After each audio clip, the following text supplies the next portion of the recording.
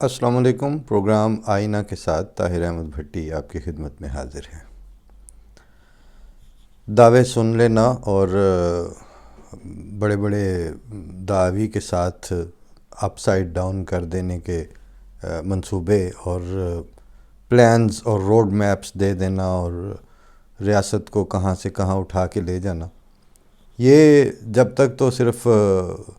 منہ کی لاف و گزاف تک ہو اور اپنی اپوزیشن کے اکاؤنٹ سیٹل کرنے اور مختلف کھلاڑیوں کے درمیان جو شطرنج چل رہی ہوتی ہے،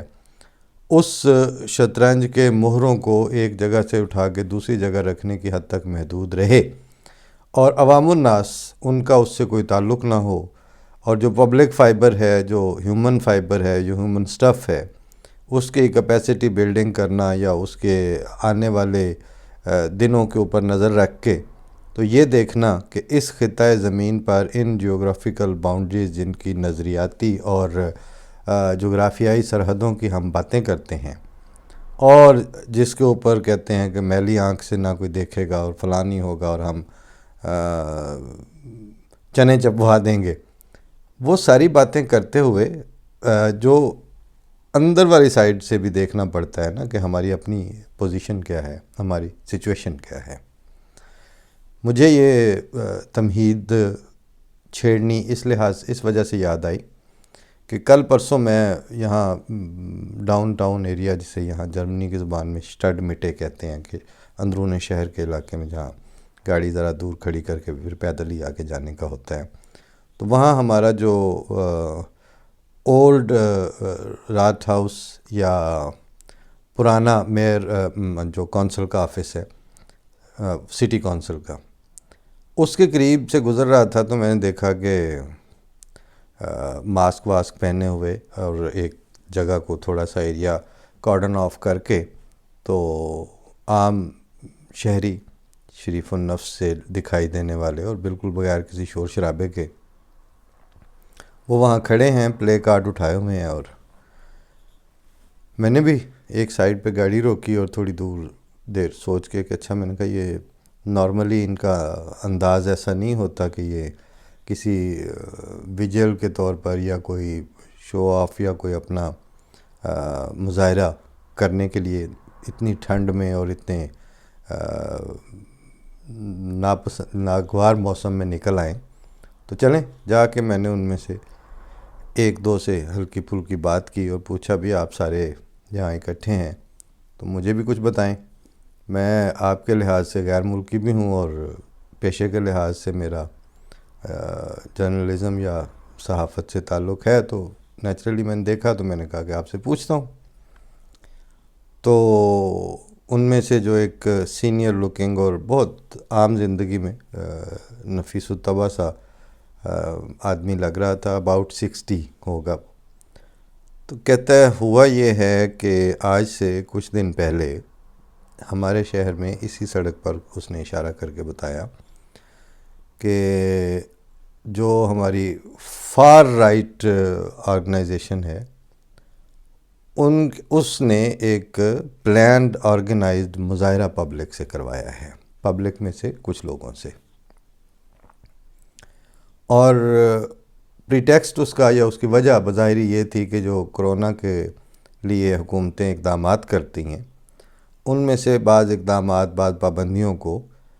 ان مظاہرین سے مراد یہاں سے یہ نہ سمجھا جائے کہ وہاں کوئی توڑ پھوڑ ہو رہی تھی، ایک مارچ سے ہے، لوگ جا رہے ہیں ایک طرف سے اپنے رجسٹر کروانے کے لیے کہ ہمیں فلاں چیز سے اختلاف ہے، جو حکومت جو اقدامات کرتی ہے یا فلاں فیصلے سے، اور وہ بس جسٹ ایک ٹوکن صحیح ہوتا ہے۔ تو ہمیں پتہ چلا کہ یہ مظاہرہ جو تھا وہ جسٹ پبلک کا اپنا خیال یا ان مارچ کرنے والوں یا ان مظاہرہ کرنے والوں یا ان واک، بیسیکلی وہ واک تھی، تو اس واک کرنے والوں نے اپنے طور پر نہیں کیا تھا، بلکہ فار رائٹ آرگنائزیشن جو ہے اس نے اس کو آرگنائز کیا تھا اور باقاعدہ ان کو آگے کر کے تو اپنی پریزنس کا میسیج دیا تھا۔ تو وہ جو جرمن بندہ تھا اس نے ایسے ہاتھ لمبا کر کے کہتا ہے دے آر فار رائٹ، بہت لمبا دور تک ہاتھ کھینچ کے اپنا.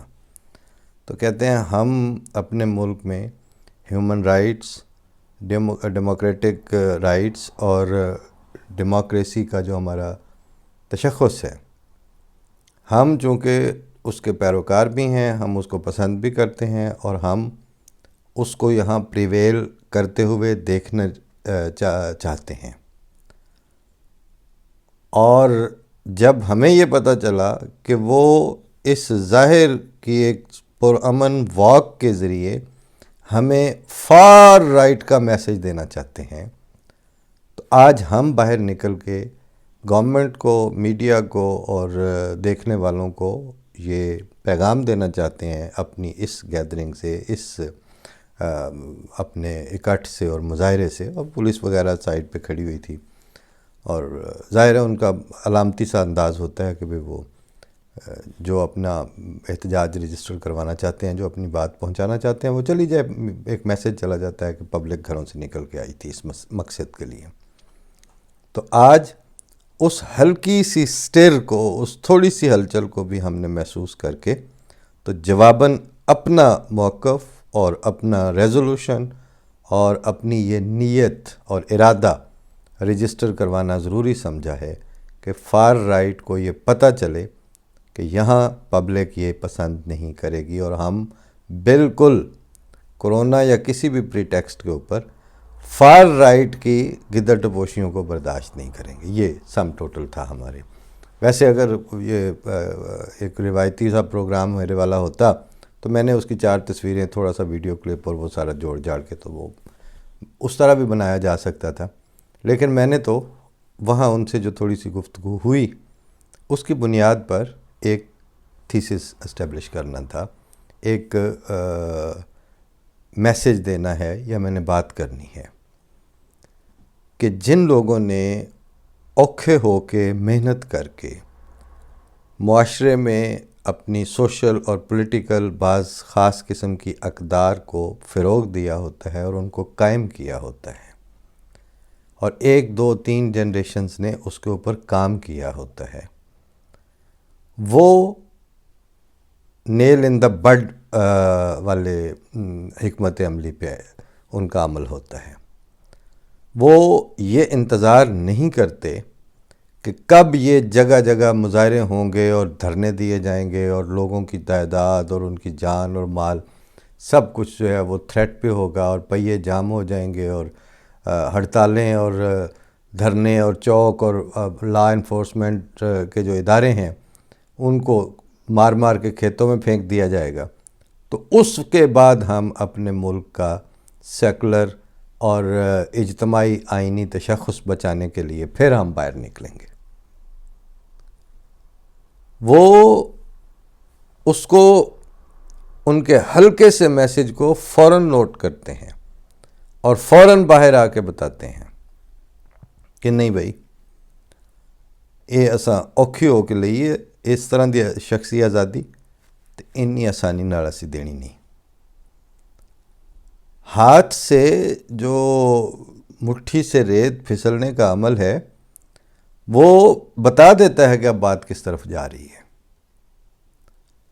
تو میں نے اس وقت اپنے ملک کے جو روزانہ پریس کانفرنسیں سجا کے بیٹھے ہوتے ہیں اور بے تحاشا بولتے ہیں اور پرلے درجے کی منافقت سے بعض چیزوں کو بالکل اوپر آنے دینا تو کیا، اس کے اوپر بات کرنے تک کی ان کو توفیق نہیں ہوتی، اور اس کے باوجود وہ یہ سمجھتے ہیں کہ پاکستان میں ہیومن رائٹس، پاکستان میں پبلک رائٹس اور پاکستان میں اکانومی اور پتہ نہیں کیا کیا کچھ، وہ ہم یہ کر دیں گے تو وہ کر دیں گے. وہ اس لیے ممکن نہیں ہوتا کہ آپ ہر اس سانحے کے اوپر، ہر اس واقعے کے اوپر جو اگر آپ کی 4 دیواری سے ذرا فاصلے پر ہے تو آپ سیفلی یہ امید لگا کے بیٹھ جاتے ہیں کہ یہ ادھر ادھر کے معاملات ہیں، ہمیں کچھ نہیں ہوگا. اور وہ جو ہمیں کچھ نہیں ہوگا کہ جو افیم کھائی ہوتی ہے آپ نے، اس میں اسی نمبنس میں اس بے حسی میں پڑے پڑے ہر روز جو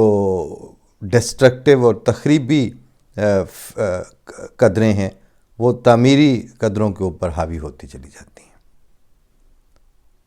اور مثالیں پھر آپ یورپ کی دیتے ہیں، مثالیں پھر آپ امریکہ کی دیتے ہیں، مثالیں پھر آپ ترقی یافتہ ملکوں کی دیتے ہیں. جن کی آپ نے مثالیں دینی ہیں وہ جو کرتے ہیں وہ بھی تو اڈاپٹ کر لیں کہیں سے. پاکستان کے اوپر جب ہم سوچنے بیٹھتے ہیں نا تو میں نے ایک دن کہا کہ اچھا کیا اگر واقعتاً قابل عمل قسم کے سسٹینیبل ڈیولپمنٹ کا کوئی سلسلہ شروع ہو تو کیا وہ کسی ایک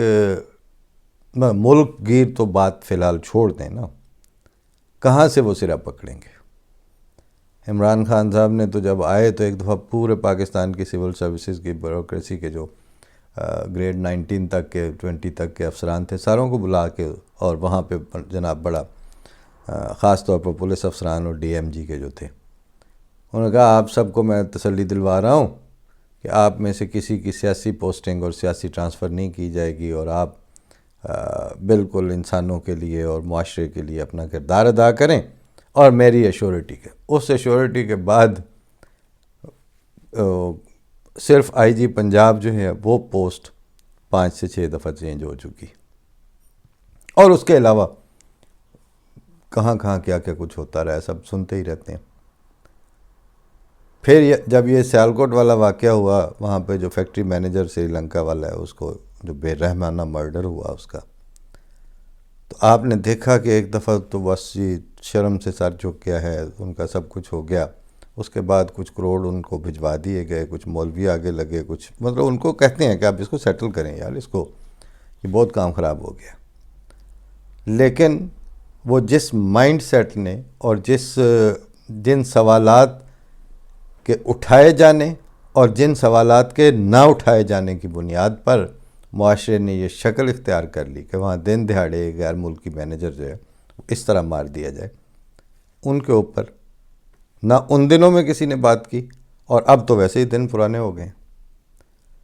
بے حسی کی اور غیر ذمہ داری کی انتہا یہ ہے کہ میں نے ان دنوں آپ کو بتایا تھا کہ یہ 10-11 سوال ہیں جو میں نے اس وقت جاٹ ڈاؤن کیے تھے کہ اس پہ بات ہوگی یا ہونی چاہیے. اس کے بعد تو وہ کیا کرے میڈیا، اب کیا کرے، وہ بات گئی آئی گئی ہوگی. لیکن وہ جس وقت میں نے عرض کیا نا کہ ہم نے بہت کچھ دوستوں سے بھی ڈسکشن کی، تو ہم نے اس کو پاکستان لیول سے کسی ایک صوبے کو، پھر نسبتاً پرامن علاقوں کو شارٹ لسٹ کرتے گئے. اچھا ڈویژن لیول پہ دیکھیں کیا فوڈ سسٹینیبلٹی یا ایجوکیشن کے بعض پروجیکٹس یا ان چیزوں کے اوپر اس کو اور نیچے لے گئے، ضلع کی سطح پر لے جائیں، اس کو تحصیل، سب تحصیل لیول پہ کسی ایک شہر کو آپ سلیکٹ کر لیں، وہ چھوڑ دیں، آپ کچھ گاؤں کا کلسٹرز بنا لیں، اس کلسٹر میں آپ سسٹینیبل ڈیولپمنٹ کا کوئی پروجیکٹ جو ہے وہ شروع کر کے اس کو رن کر کے دکھائیں. ایسا 30 مار خان اترے گا، وہاں سے اس میں سٹیک ہولڈرز آئیں گے، اور وہ جو ہے وہ ایسی نظریاتی اور اسلام کی اساسیں اور اس کی بنیادیں آپ کو آ کے انٹروڈیوس کروائیں گے کہ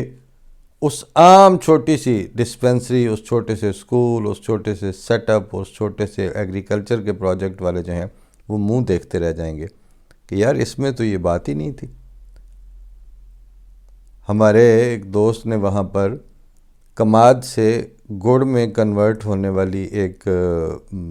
آرگنائزیشن قائم کی، تو میں نے ان سے بھی رابطہ کیا کہ وہ محدود پیمانے پر اگر وہ صرف اسی کو سپورٹ کرتے جائیں کہ یہ ایک صاف ستھری چیز ہم نے پروڈیوس کی ہے، وہ ایگری ٹورزم بھی ان کا ایک تھیسس اور تھاٹ ہے، اس کو بھی نہ صرف یہ کہ سپورٹ نہیں ہے بلکہ اس کے آگے ہرڈلز اتنی ہیں کہ یوں لگتا ہے کہ جنجے چلن دیا انجے چلن دیو تو سب ٹھیک ہے. جہاں آپ نے اس کی بہتری کے اوپر سوچا یا بات کی، وہیں ان کے وہ رڈار جن کو ادروائز کسی اور وجہ سے ایکٹیویٹ اور بیدار ہونا چاہیے تھا، وہ اس وقت اس وجہ سے ہو جائیں گے۔ اور جیو پہ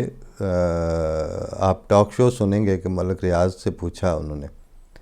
کہ آپ کے اتنے پروجیکٹس آتے ہیں تو وہ کیوں نہیں ان کو کوئی، کہتے ہیں میں تو فائلوں کے نیچے پہیے لگائے ہوتے ہیں۔ اب ڈٹائی سے وہ پوچھ رہے ہیں کہ آپ کس طرح اپنی فائل کو آگے چلاتے ہیں، اور وہ اتنی ڈٹائی سے جواب دے رہے ہیں۔ تو وہ جو کمپارٹمنٹلائزیشن ہے ایک ایلیٹ میں سے ایلیٹ کی، اس کا پروجیکٹ چلے گا، اور وہ چلے گا کس لحاظ سے اور کس طرح سے چلے گا کہ اس کے اندر پتی اور شیر رکھنے والے فیصلہ ساز اور صاحبان اقتدار ہوں گے، اور پھر وہ کہانیاں جناب کس کس لیول پر آگے بڑھیں گی، اور پھر ان کے اوپر ابھی ڈان والوں نے بھی خاص طور پر وہ درار کھوڑو صاحب اور اپنا زیدی صاحب، انہوں نے مبشر زیدی نے یہی بات کی کہ کہاں سے پیسہ آتا ہے، کدھر جاتا ہے، اور کون کون اس میں سے سیٹل کرتے ہیں۔ شہزاد اکبر صاحب کے کس سے زیادہ اچھے تعلقات ہیں۔ مطلب جان جاتی دکھائی دیتی ہے، تیرا آنا نظر نہیں آتا۔ ڈیموکریٹک ویلیوز کے اوپر، انسانی حقوق کے اوپر، اور سوسائٹی کے اندر جڑیں رکھنے والی سسٹینیبل ڈیولپمنٹ کے اوپر کوئی کام ہو نہیں سکتا، کوئی اس طرح کی بات ہی نہیں کر سکتا، اور اس کے علاوہ آپ جو مرضی کرتے جائیں۔ میں نے یہاں کے جرمن معاشرے کی جو اپنے شہر سے مثال اس لیے دی تھی کہ انہوں نے، ان کے ہاں اگر اس طرح کی ترمیم ہوئی ہوتی نا، جس طرح کی آپ ہے کہ آرٹیکل کے انسانی حقوق کی جو شقیں ہیں ان کے خلاف ایک ترمیم ہوئی، اور ڈاکٹر مبشر حسن اور ڈاکٹر مہدی حسن اور پرانے دانشوروں سے لے کے موجودہ جو درمیان میں رہ کے سوچنے والے شرفاء ہیں ان تک آئیں، تو سارے کے سارے بیک زبان یہ کہیں کہ اس کی کوئی پولیٹیکل جسٹیفیکیشن نہیں ہے، اور خاص طور پر یہ ایسی وکٹمائزیشن کی ہے کہ جس نے ہمارے معاشرے کی اپ سائڈ ڈاؤن کر دی ہے، اور اب ہمارا منہ ترقی کی طرف اور اوپر کی طرف ہو ہی نہیں سکتا جب تک اس طرح کی قانون سازیاں ہمارے پاس موجود ہیں، اس طرح کا آئین ہمارے اندر، آئین میں اس طرح کی ترامیم موجود ہیں۔ سوال ہی نہیں پیدا ہوتا کہ کوئی ان پہ بات کرے، سوال ہی نہیں پیدا ہوتا کہ وہ ان مسائل کے اوپر منہ کھولیں، اور صرف انڈر دا کارپیٹ لے جانے والے، یعنی سیٹل کرنے والے اور ڈنگ ٹپاؤ اپروچ کے ساتھ وہ پاکستان کے اتنے بڑے رقبے اور اتنی بڑی جو ایڈمنسٹریٹو جورسڈکشن کا جو ملک ہے اور اتنی بڑی آبادی کا جو ملک ہے، اس کو صرف ایٹم بم کی بنیاد پر یہ سمجھنا کہ آپ اگلی دہائیوں میں خود کو دیکھ رہے ہیں، یہ ہو نہیں سکتا۔ کیسے ہو سکتا ہے؟ دوسرا بڑا انڈیکیٹر یہ ہے کہ آپ کوئی بھی دعویٰ کرنا بند کر دیں۔ ضرورت ہی نہیں ہے کہ آپ نے کون سا پیرس بنا دیا اور کون سا مدینہ بنا دیا۔ مدینہ ویسے آپ بنانے چلے تو مدینہ والے اب کچھ اور بن رہے ہیں آگے سے، یعنی سعودیہ نے اپنا منہ اور طرف کر لیا ہے، اب پتہ نہیں یہ اب عمران خان کون سی ریاست مدینہ بنانے لگے۔ تو آپ کوئی سا بھی دعویٰ نہ کریں، لیکن آپ صرف اتنا کریں کہ صرف یہ دیکھتے جائیں کہ آپ کے ملک کو چھوڑ کے پاکستان کی سکونت ترک کر کے اپنے لیے تعلیم، صحت، روزگار اور کاروبار کے مواقع تلاش کرنے والے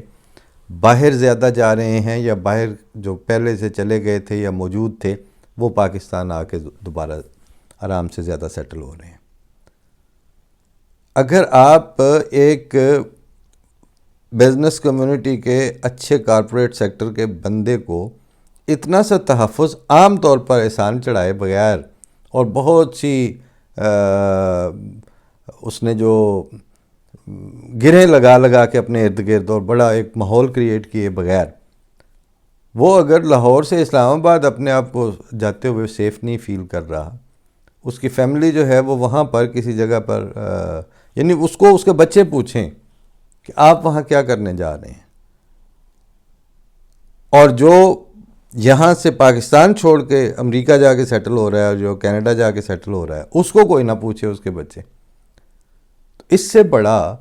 سوشیالوجی کا یا پولیٹیکل سائنس کا اور کون سا انڈیکیٹر ہوگا کہ جو آپ کو بتائے گا کہ آپ کے اگلی دہائیاں آپ کے پاس ہیں یا نہیں ہیں، اگلا فیوچر آپ کی جنریشنز پاکستان کی جنریشنز کے طور پر بڑی ہوں گی یا دنیا سے امپریس ہو کے تو اپنے قومی تشخص کو کمپرومائز کر کے بڑی ہوں گی. اس طرح کے سوالوں پہ تو کوئی بات کر نہیں رہا.